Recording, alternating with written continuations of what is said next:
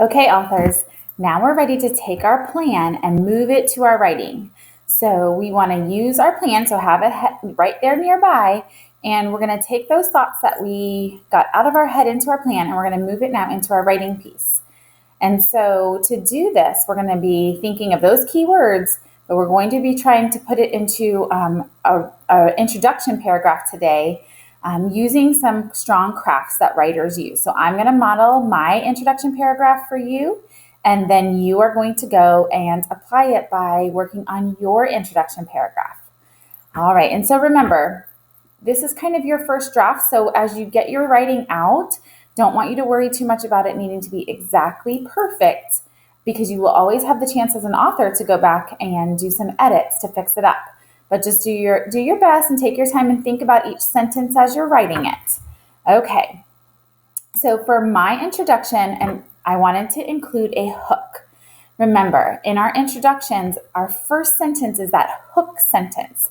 And as we have that hook sentence, we're catching our reader, we're grabbing our reader and holding our reader in so that our reader really wants to stick with our story and read it and enjoy it. That's why it's called a hook sentence or a grab sentence. We lead it off.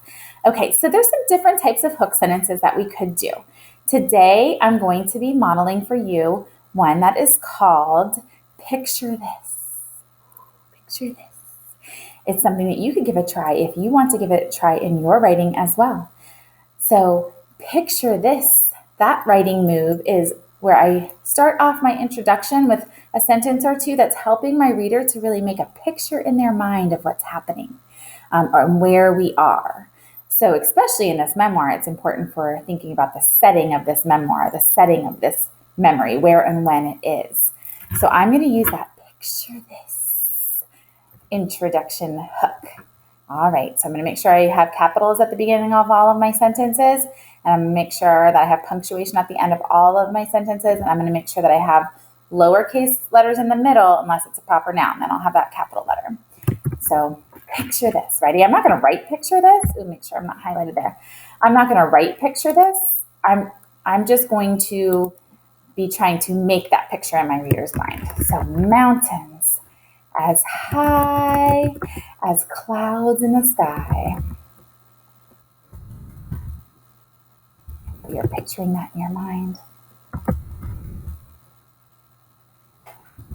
Notice I have those nice spaces in between each word, so that again makes it nice and easy for my reader to read. Of course, I'm typing, boys and girls, but you will be writing with your pencil in your shared reading notebook. I started with that simile as well to help that picture, comparing the mountains to the clouds. Canyons as deep. Well, you know what? Since I already used as high, I think I'm not going to say as deep. I do want to talk about the canyons. I'm going to say canyons.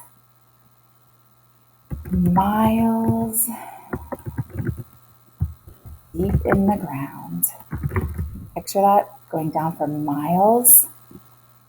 I'm going to add a dash here because I want to really help you understand how deep they are.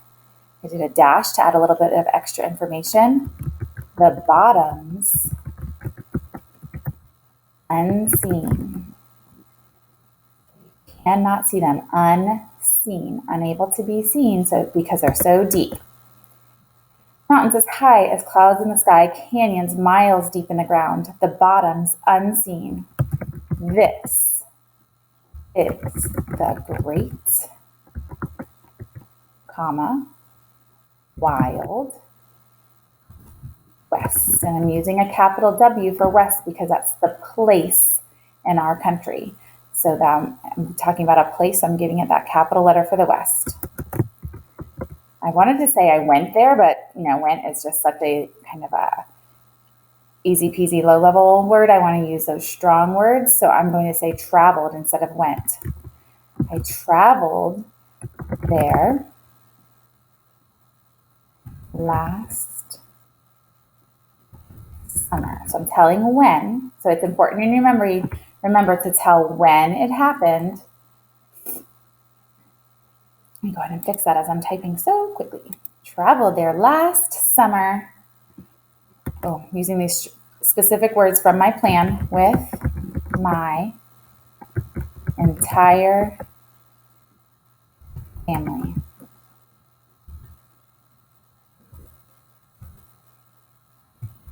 In addition to having many loud laughs. So you hear that loud laugh?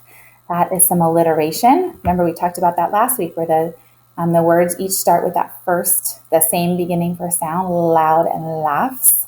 So I did that on purpose because they would both start with L. So I wanted to say laughs, and I thought, what other word could I use to help describe those laughs that maybe starts with L? So in addition to having, good thing I went back and reread what I wrote to make sure have didn't make sense. So I make sure it's making sense as I write and making edits along the way. In addition to having many loud laughs together,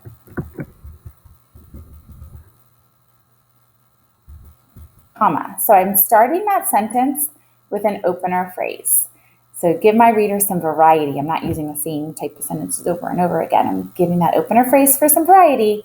In addition to having many loud laughs together, the memories. So here is my teaching sentence. This is a sentence that's teaching my reader exactly what the rest of my story is going to be about. Exactly what the rest of my piece is going to be about. We do this when we're writing these memoirs, and we also do this when we're writing our informational pieces. A teaching sentence to teach my reader and keep my reader oriented to what I'm going to be talking about. In addition to having many loud laughs together, the memories I cherish, I wanted to use that strong word instead of just love, cherish the most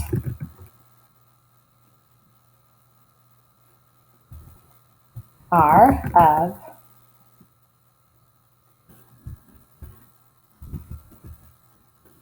the Grand Canyon.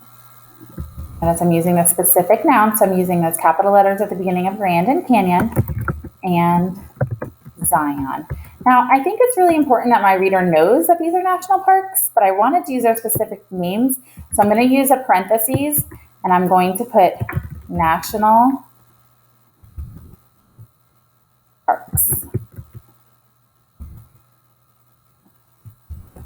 Right?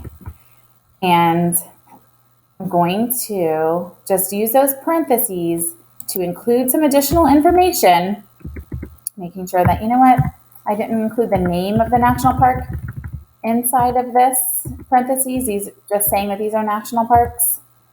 I'm going to have those lowercase letters, but I'm letting my reader know inside those parentheses some extra information that those are national parks. Okay. So let me go back and reread it. Mountains as high as clouds in the sky, canyons miles deep in the ground. This is why it's very important, boys and girls, to go back and reread anytime you're done writing, at the end of a sentence and the end of a paragraph. Stop, go back, reread, and make edits as you go so that it's making sense along the way. The bottoms unseen. This is the great wild west. I traveled there last summer with my entire family. In addition to having many loud laughs together, the memories I cherish the most are of the Grand Canyon and Zion National Parks. All right, so that's my introduction. I have included a hook sentence. I actually have two sentences there as a hook, but we want to have at least one hook sentence. And then I told where I was, who I was with, when it was. So those are important for a memoir piece, right? And those are my kind of additional sentences there in my introduction. And then I also included my teaching sentence at the end that teaches my reader what the rest of my piece is going to be about.